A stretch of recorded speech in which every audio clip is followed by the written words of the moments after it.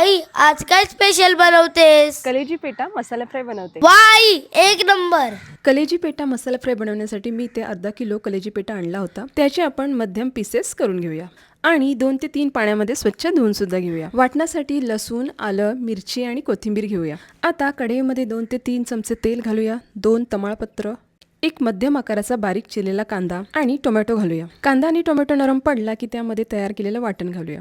हे वाटण सुद्धा परतलं गेलं आहे. आता त्यामध्ये कलेजी पेटा घालूया. कलेजी पेट्याला 3 ते 4 मिनिटे वाफ काढून घेऊया, जेणेकरून त्यातला उग्र वास निघून जाईल. आता यात आपण पाव चमचा हळद आणि सिम्पली स्वादिष्टचा आगरी मसाला घालूया.